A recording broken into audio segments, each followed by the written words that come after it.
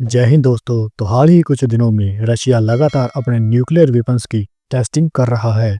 जैसे ही ट्रंप के द्वारा जेलेंस्की को टोमाहॉक मिसाइल देने की बातें उठने लगी, तो रशिया ने अपनी दो मिसाइल्स यार्स और सिनेवा की टेस्टिंग की।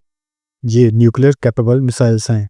इसके बाद रशिया ने ब्यूरेवेस्तनिक नाम की न्यूक्लियर रिएक्टर से चलने वाली एक मिसाइल का टेस्ट किया, जिसको कि लगभग 15 घंटों तक 14,000 किलोमीटर तक की दूरी तक टेस्ट किया गया।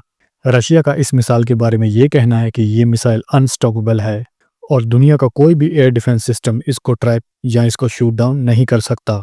इसके बाद ट्रंप की बारी आती है और ट्रंप रशिया को ये कहते हैं कि यूएस की न्यूक्लियर सबमरीन्स रशिया के आसपास ही टहल रही हैं और जिस तरह से पुतिन लगातार न्यूक्लियर टेस्ट कर रहे हैं, इससे यूएस को रत्ती भर भी फर्क नहीं पड़ता।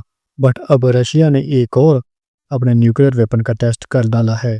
ये एक न्यूक्लियर रिएक्टर से चलने वाला अंडर वाटर ड्रोन है, जिसे रशिया ने पोसाइडन का नाम दिया है, जो कि पानी के लगभग 1 किलोमीटर नीचे तक ट्रैवल करेगा और अपने साथ न्यूक्लियर वॉरहेड को भी कैरी करेगा। रशिया का इसके बारे में भी ये कहना है कि इसको भी ट्रैक नहीं किया जा सकता। हमने कल भी अपनी वीडियो में ये कहा था कि न्यूक्लियर रिएक्टर से चलने वाले ये टेस्ट केवल मिसाइल तक ही सीमित नहीं रहेंगे, और रशिया ने यहाँ ये करके भी दिखा दिया। इसके बाद ट्रंप ये कह रहे थे कि उनको रशिया के न्यूक्लियर टेस्ट से कोई फर्क नहीं पड़ता।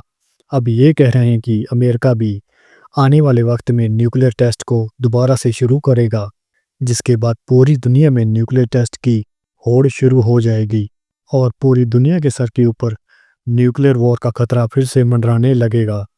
बट देखने वाली बात यह है कि जिन न्यूक्लियर टेस्ट को लेकर यूएस ने नॉर्थ कोरिया, ईरान जैसे देशों पर सैंक्शंस लगा रखे हैं, तो इसकी आड़ में ईरान भी अपना न्यूक्लियर टेस्ट कंडक्ट कर सकता है, क्योंकि अगर यूएस से ऐसा करता है तो फिर तो पूरी दुनिया के ऊपर न्यूक्लियर टेस्ट को लेकर पाबंदियों की कोई वैल्यू ही नहीं रह जाएगी। इस समय ये देखने को आ रहा है कि जिन टेक्नोलॉजीज़ को दुनिया के द्वारा बैन किया गया था, फिर से उनकी टेस्टिंग शुरू हो चुकी है। यूएस की नासा ने यहाँ पर अपने एक सुपरसोनिक विमान X-59 का टेस्ट किया, जिसको कि इन्होंने कुवैत का नाम दिया। ये सुपरसोनिक विमान मैक 1 यानी कि 12,000 किलोमीटर प्रति घंटा की रफ्तार से उड़ सकता है। सुपरसोनिक स्पीड से उड़ने वाला सबसे पहला विमान रशिया के द्वारा टुपोलेव Tu-144, जिसको कि रशिया ने टेस्ट किया था। इन सुपरसोनिक विमानों की गति के कारण इनसे पैदा होने वाले सोनिक बूम से लोगों के घरों की खिड़कियां टूटने लगी, बिल्डिंग्स हिलने लगी, जिसके बाद इसकी टेस्टिंग पर बैन लगा दिया गया। इन विमानों की सबसे बड़ी दिक्कत थी इनसे पैदा होने वाला सोनिक बूम। बट नासा का सुपरसोनिक X-59, इसके डिज़ाइन को इस तरह से बनाया गया है कि इससे सुपरसोनिक बूम पैदा नहीं होता। तो नासा ने यहाँ पर अपने आप में एक इतिहास रच दिया है। अगर सब कुछ ठीक रहता है तो आने वाले समय में हवाई यात्रा सुपरसोनिक स्पीड से होंगी। यहाँ पर वक्त ने एकदम से पलटी मारी है और एक नई युग की शुरुआत हो चुकी है।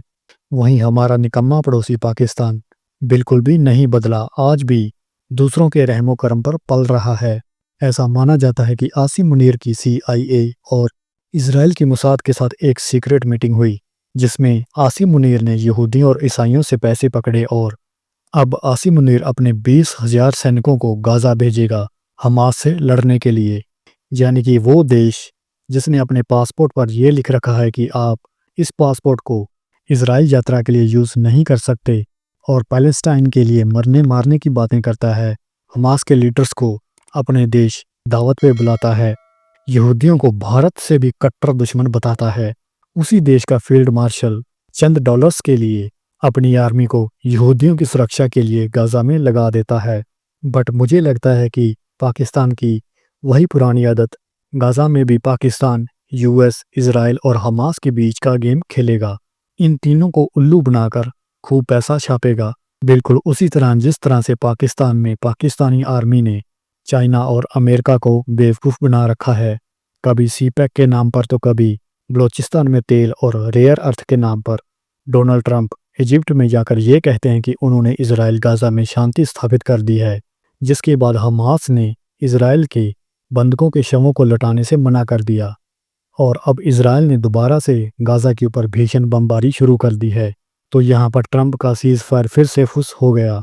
बट यहाँ पर देखने वाली सबसे बड़ी बात ये होगी कि जब पाकिस्तानी सैनिक गाज़ा में उतरेंगे तो क्या वो हमास के ऊपर गोली चलाएंगे या गाज़ा में मौजूद इजरायलियों के ऊपर? अगर पाकिस्तान हमास के ऊपर गोली चलाता है तो हमास उनका जीना हराम कर देगा। अगर इसराइल के ऊपर गोली चलाता है तो इसराइल हाथ धोकर पाकिस्तान के पीछे पड़ जाएगा। पर हमारी नज़र दुनिया भर की इन खबरों पर बनी रहेगी। जय हिंद, जय भारत।